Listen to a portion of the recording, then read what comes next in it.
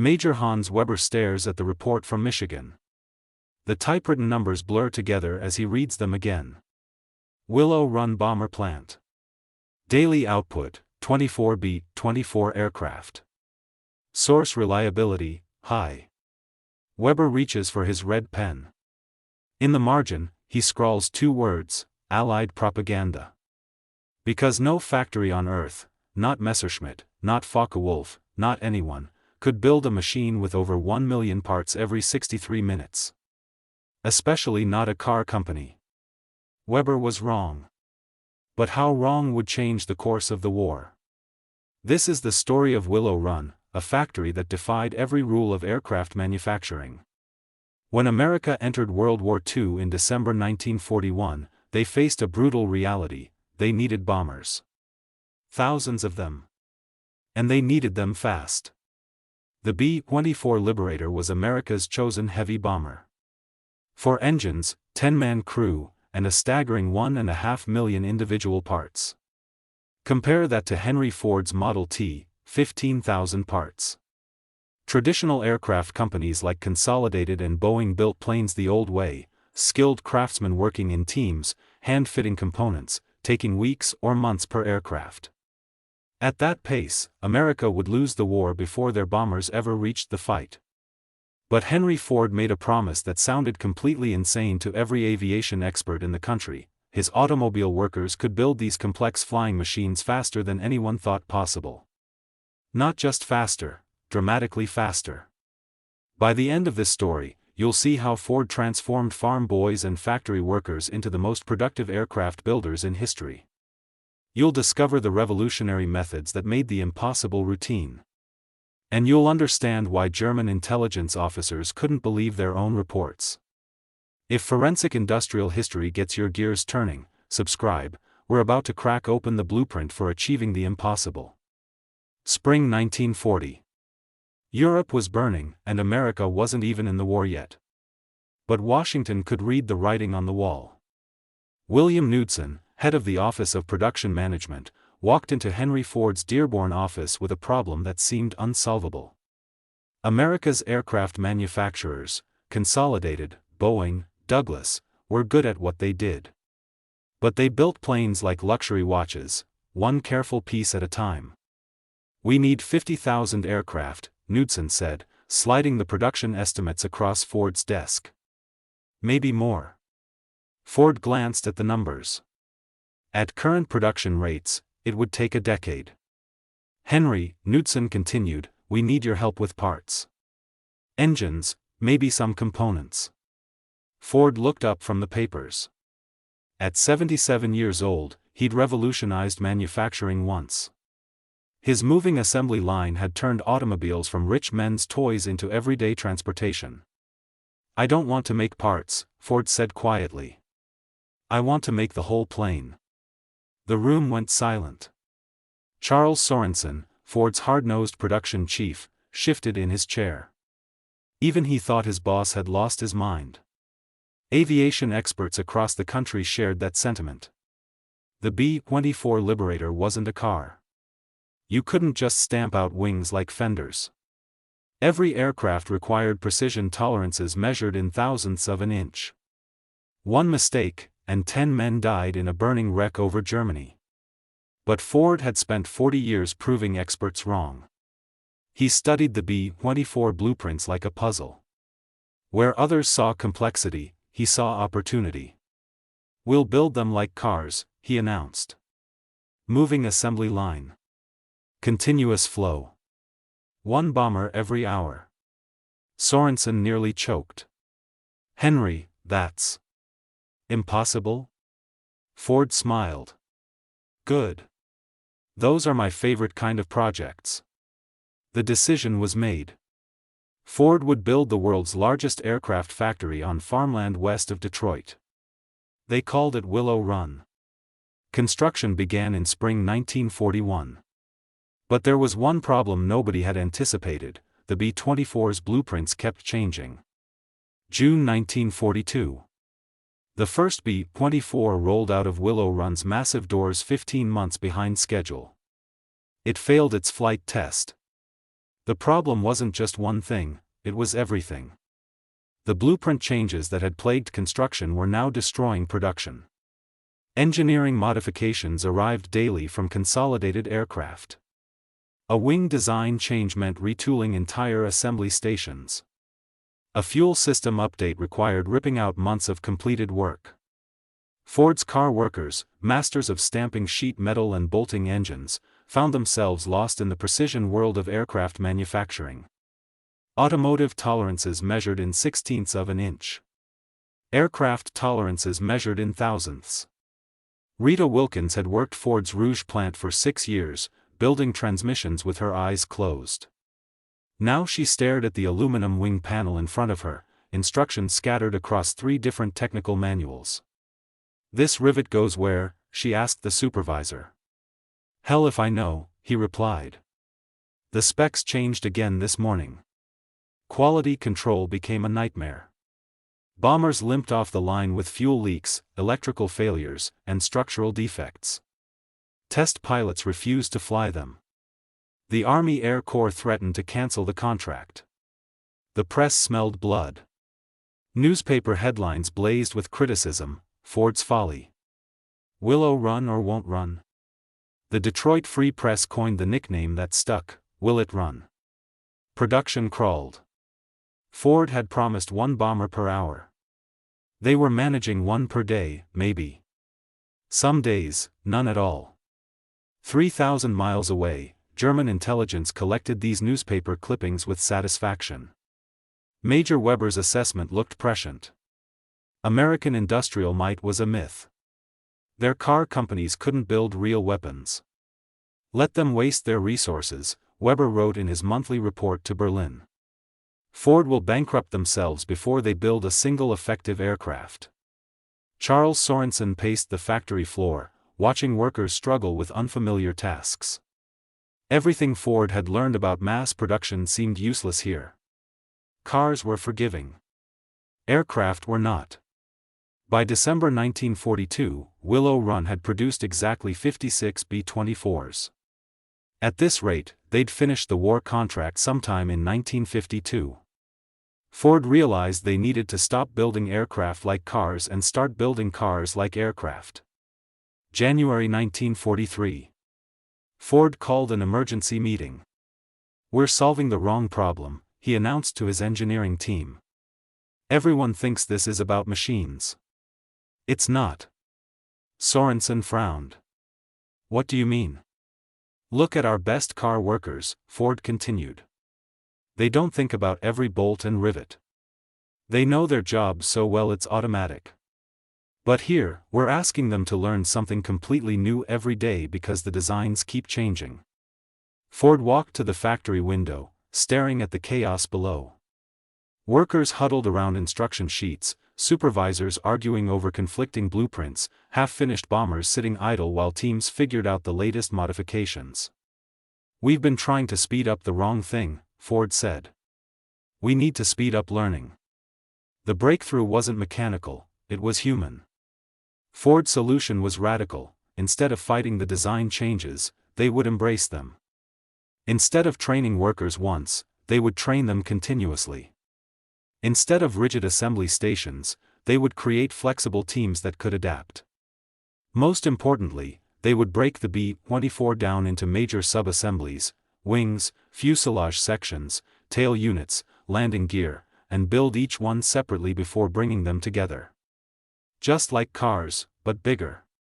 Much bigger. The transformation began immediately. Ford hired training specialists, created detailed instruction manuals with photographs instead of text, and established what they called learning stations, where workers could practice new techniques without stopping production. By March 1943, something remarkable started happening. Production numbers began climbing. Not slowly, dramatically. 5 bombers per day. Then 10. Then 15. What's your take? Was Ford's breakthrough pure genius, or just common sense that everyone else missed? Drop your thoughts below. The transformation of Willow Run's workforce began with a simple question. If you can teach someone to build a car in 90 days, why can't you teach them to build an aircraft? Ford established intensive training programs unlike anything American industry had ever seen. New workers spent their first month in classrooms, learning to read technical drawings, understanding aluminum properties, and practicing precision measuring techniques. The second month, they worked alongside experienced craftsmen on practice components. By day 90, they were building real bomber parts. But Ford faced a problem: there weren't enough experienced male workers. The draft had taken the young men. Traditional aircraft companies relied on skilled machinists with decades of experience. Ford would have to build that workforce from scratch. The solution came from an unexpected source: America's unused labor pool. Mary Patterson had never worked outside her home in rural Michigan. At 34, with 2 children and a husband deployed in the Pacific, she needed income. The Willow Run recruitment poster in the local grocery store promised good wages for aircraft assembly work. "Can you read a ruler?" the Ford interviewer asked her. "Yes, sir." "Can you follow written instructions?" "Yes, sir." "You're hired. Training starts Monday." By summer 1943, Willow Run employed over 30,000 workers. 60% were women. 20% were African American workers who had migrated north for these opportunities. Many others were older men, teenagers, and people who had never set foot in a factory before. Ford's innovation wasn't just hiring them, it was organizing them. The company abandoned traditional aircraft construction entirely. Instead of building complete bombers from nose to tail, they created specialized production lines for major components. One team built wing assemblies. Another focused on fuselage sections. A third handled landing gear and engine mounts. The genius lay in the coordination.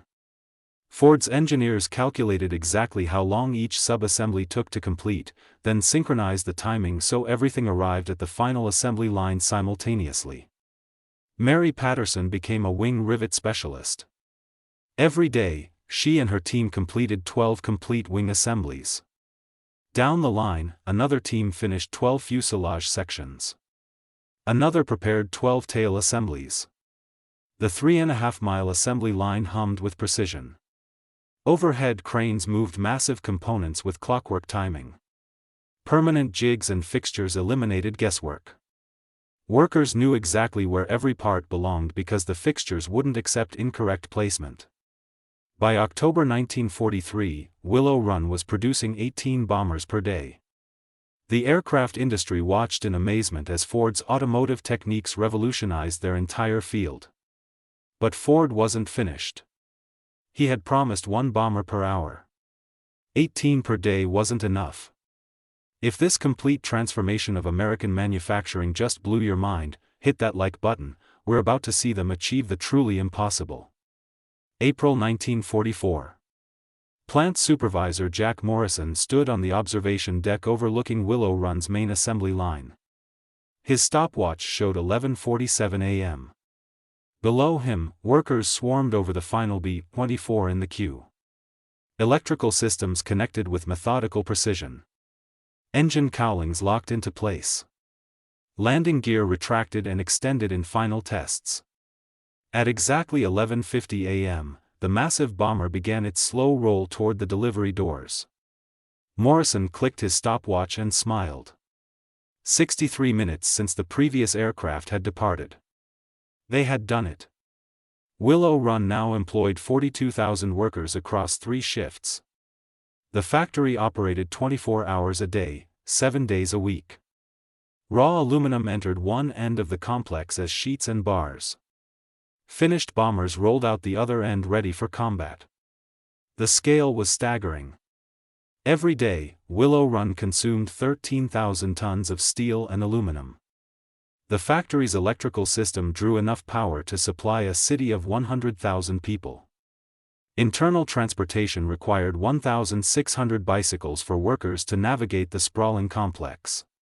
Ford had created something unprecedented, a self-contained industrial ecosystem dedicated to a single purpose. The facility included its own medical clinic, cafeteria system, training schools, and maintenance workshops. Housing development sprang up around the plant to accommodate the workforce. Mary Patterson, now a team leader supervising 12 other women, watched her wing assembly move down the line. 2 years earlier, she had never held a rivet gun. Now her team produced components that would carry bombs over Nazi Germany within weeks. The numbers spoke for themselves. In May 1944, Willow Run produced 428 complete B-24 bombers, more than one per hour, averaged across the entire month. Each aircraft contained those same 1.5 million parts that had once seemed impossible to coordinate. Ford's revolutionary training programs had created an industrial workforce unlike anything in history. Workers mastered complex skills in months rather than years. Quality improved as volume increased, the opposite of what traditional manufacturers expected. The automotive industry's mass production techniques had conquered aviation's most sophisticated challenges. Assembly line efficiency had met aircraft precision, and both had won. But 3,000 miles away in Berlin, German intelligence was finally starting to pay attention. And Major Weber was about to get the shock of his professional life. October 1944. Major Weber's desk overflowed with intelligence reports from occupied Europe. Allied bomber formations were growing larger every month. The numbers didn't make sense. "Sir," his assistant knocked and entered. "Another report from our contact in Switzerland. American aircraft production estimates." Weber barely looked up. "File it with the others." Propaganda section. "Sir, this one's different. It's from our most reliable source. The Swiss industrial attaché." Weber glanced at the document. His expression changed as he read the numbers. Willow Run Facility, Michigan. Monthly output, 428 B-24 aircraft. This cannot be accurate. But the reports kept coming. Reconnaissance photographs from high-altitude Luftwaffe flights over Allied airfields showed formations of brand-new B-24s stretching across entire runways. Intelligence networks in Britain reported bomber groups receiving fresh aircraft faster than they could train crews to fly them. Weber pulled out his calculator and started working backwards. If Allied bombing raids consisted of 800 to 1,000 aircraft, and they were flying missions every few days, and accounting for combat losses, the math was impossible. No industrial system could produce aircraft at that rate. Unless Ford had actually done it. Weber's superior, Colonel Heinrich Brenner, reviewed the accumulated evidence in November 1944. Intercepted Allied communications mentioned specific Willow Run production milestones. Captured American airmen spoke casually about the Ford bombers rolling off assembly lines like cars. Brenner called him into his office. "Your assessment of American aircraft production capability. I need you to revise it." "Sir, I maintain that the reported numbers are exaggerated for propaganda purposes." Brenner slid a photograph across his desk. It showed Willow Run from above, taken by a high-altitude reconnaissance flight. The massive factory stretched across the landscape like a small city. Hundreds of completed bombers sat in neat rows outside the facility. "Count them, Weber." Weber counted. "Twice. 3 times. Sir, there are over 200 aircraft visible in this single photograph. This photograph was taken on a Tuesday morning. Our intelligence suggests they produce 24 aircraft per day. What does that tell you about their production capacity?" Weber's face went pale. The implications struck him like physical blows. If America could mass-produce heavy bombers like automobiles, German industrial capacity was obsolete. The Luftwaffe's production plans, based on traditional aircraft manufacturing rates, were completely inadequate. "Sir, if these numbers are accurate, we are facing an industrial capability beyond anything in European history." "They are accurate, Weber. The question now is what we do about it." The answer, both men knew, was nothing. It was already too late. What would you have done in Weber's position? Report the impossible truth or maintain the comfortable lie? Share your strategy in the comments below. By war's end in August 1945, Willow Run had produced 8,685 B-24 Liberator bombers. The facility that experts had called impossible delivered more heavy bombers than the entire German aircraft industry produced during the same period. The human transformation was equally remarkable. Mary Patterson, the Michigan housewife who had never worked in a factory, ended the war as a production supervisor responsible for training new workers. Her wing assembly teams achieved quality ratings that exceeded traditional aircraft manufacturers while maintaining their incredible pace. Thousands of women like Patterson discovered capabilities they never knew they possessed. African American workers found opportunities in precision manufacturing that had been denied to them before the war. Older workers proved that experience could substitute for youth when properly organized. Ford's revolution extended far beyond Michigan. Other American manufacturers adopted Willow Run's training methods and production techniques.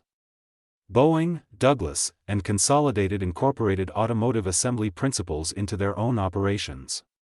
By 1945, American aircraft production exceeded the combined output of all Axis nations. The strategic impact was decisive. Allied bombing campaigns that had been limited by aircraft availability became systematic and overwhelming. The combined bomber offensive that devastated German industry relied heavily on the steady stream of B-24s flowing from Ford's assembly lines. Major Weber survived the war, captured by Allied forces in May 1945. During his interrogation, American intelligence officers showed him the complete Willow Run production records. Weber studied the numbers for a long time before responding. "We knew you were producing many aircraft," he said finally. "But we calculated based on our own capabilities. We assumed your methods were similar to ours." The interrogator asked what he meant. "We built aircraft like craftsmen. You built them like manufacturers. We never understood the difference until it was too late." Weber's admission captured the essence of Ford's achievement. American industry hadn't just outproduced its enemies, it had fundamentally reimagined what production meant. The impossible had become routine through relentless innovation and human potential unleashed at unprecedented scale. The boy from Dearborn who had revolutionized transportation had done it again with warfare. And German spies who had dismissed the early reports as propaganda learned a painful lesson about underestimating American industrial determination.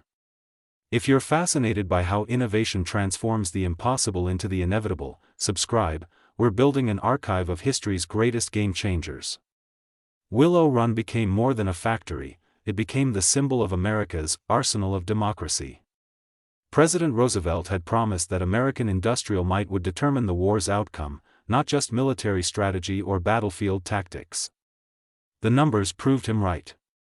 While German and Japanese forces achieved tactical brilliance in individual battles, they could never match the sustained industrial output flowing from facilities like Willow Run. Axis powers built weapons like artisans. America manufactured them like commodities. This industrial advantage extended across every category of military equipment. American shipyards produced vessels faster than German submarines could sink them. Tank factories delivered armored vehicles at rates that overwhelmed German production capacity. Aircraft plants like Willow Run generated air superiority through sheer volume. Ford's innovations outlasted the war itself. The training methods developed at Willow Run influenced post-war manufacturing across multiple industries. Automotive companies worldwide adopted Ford's flexible production techniques. Aerospace manufacturers continued using the sub-assembly coordination systems pioneered during B-24 production. The social changes proved equally lasting. The diverse workforce that had seemed revolutionary in 1943 became the foundation for post-war labor practices.